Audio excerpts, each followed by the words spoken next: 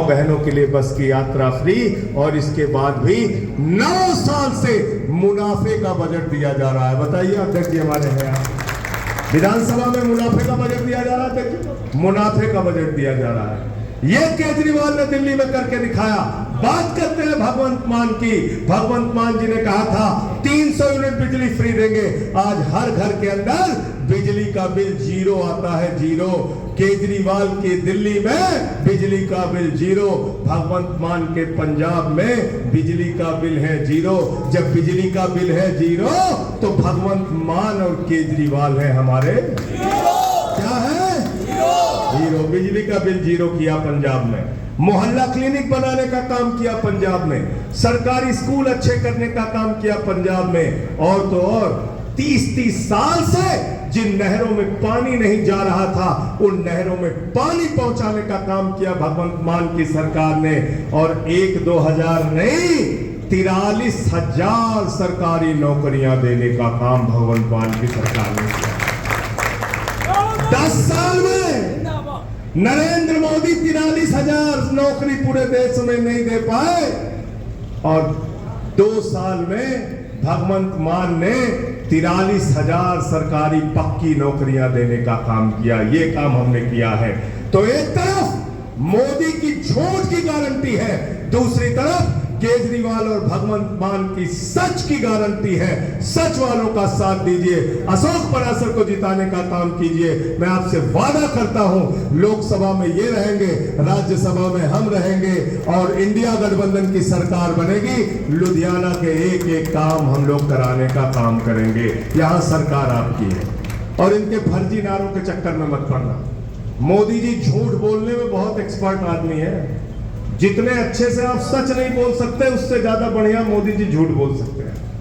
झूठ बोल सकते हैं, गंजे को भी कंघी बेच देते हैं मोदी जी। ये होशियारी है उनके अंदर, उनसे सावधान रहना। कह रहे 400 पार, 400 पार, 400 पार। मैं मोदी जी के वादों को याद दिलाना चाहता हूं, उनके नारों को याद दिलाना चाहता हूं। गए बंगाल में, कल लगे 200 पार, 200 पार, 200 पार, आई 73 सीट। गए झारखंड में, कल लगे 65 पार, 65 पार, 65 पार, आई 23 सीट। गए महाराष्ट्र में, कल लगे 150 पार, 150 पार, 150 पार, आई 105 सीट। गए कर्नाटक में, कल लगे 130 पार, 130 पार, 130 पार, आई 65 सीट। गए हरियाणा में, कल लगे 75 पार, 75 पार, 75 पार, आई 40 सीट। गए दिल्ली में, कल लगे 45 पार, 45 पार, 45 पार, आई 8 सीट। गए मिजोरम में, कल लगे 21 पार, 21 पार, 21 पार, आई 1 सीट। अब कह रहे 400 पार, 400 पार, 400 पार। जनता करे तड़ी पार, तड़ी पार, तड़ी पार।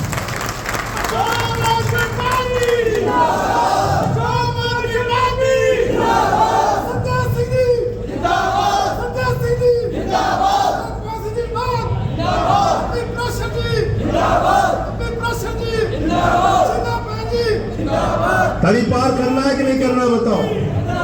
तड़ी पार करना है ना।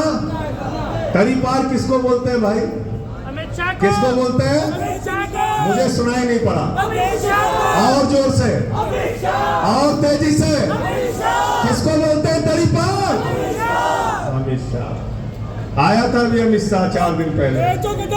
क्या बोल रहा था?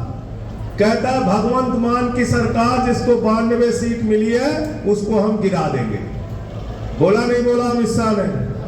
तुम्हारा अपमान किया कि नहीं किया? पंजाबियों के बहादुरी के इतिहास को पढ़ लेना, पंजाब के लोगों के संघर्ष के इतिहास को पढ़ लेना, शहीद आजम भगत सिंह को पढ़ लेना।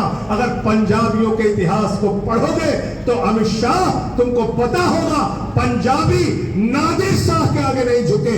अमित शाह की क्या औकात है, मैं कहना चाहता हूं। पंजाब तो नादिर शाह के आगे नहीं झुका, अमित शाह की क्या औकात है।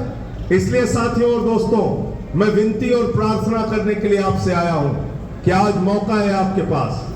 आपने पिछले चुनाव में बड़े से बड़े सूरमा को हराया। बादल साहब अब इस दुनिया में नहीं है। स्वर्गीय प्रकाश सिंह बादल जी को आपने चुनाव हराया, आपने सुखबीर बादल को चुनाव हराया, आपने कैप्टन अमरिंदर को चुनाव हराया, आपने मनप्रीत बादल को चुनाव हराया, आपने सिद्धू को चुनाव हराया, आपने मजीठिया को चुनाव हराया। बड़े बड़े सूरमा को हराकर उनकी राजनीति को कूड़ेदान में पहुंचा दिया। आज मोदी जी को अहंकार हो गया, मोदी जी को अहंकार हो गया। जेपी नड्डा कहते हैं नरेंद्र मोदी तो देवताओं के देवता है। क्या गाना बजा रहे हैं बीजेपी वाले? भगवान श्री राम का अपमान कर रहे हैं, गाना बजा रहे हैं जो राम को लाए हैं अब उनको लाएंगे। अरे भगवान श्री राम सृष्टि के रचयिता है, भगवान श्री राम हमारे आराध्य देवता है, भगवान श्री राम हमारे देवता है। भगवान इंसान को लेके आए हैं, किसी इंसान की औकात नहीं है भगवान को लाने की। किसी की औकात है क्या भगवान को लाने की? कह रहे हैं भगवान श्री राम को हम लेके आए। और अभी इनका एक प्रवक्ता है संबित पात्रा, वो कह रहा है जगन्नाथ भगवान जी नरेंद्र मोदी के भक्त हैं। जगन्नाथ भगवान नरेंद्र मोदी के भक्त हैं। इतना अहंकार, अपने आप को भगवान से ऊपर समझने लगे हैं मोदी जी। सबको पकड़ पकड़ के जेल में डाल रहे हैं मोदी जी। ये चुनाव मोदी की तानाशाही का अंत करने का वक्त है। ये चुनाव बाबा साहब डॉक्टर भीमराव अंबेडकर के संविधान को बचाने का वक्त है। ये चुनाव आरक्षण की व्यवस्था को बचाने का वक्त है। ये चुनाव देश के अंदर चुनाव की राजनीति को बचाने का वक्त है।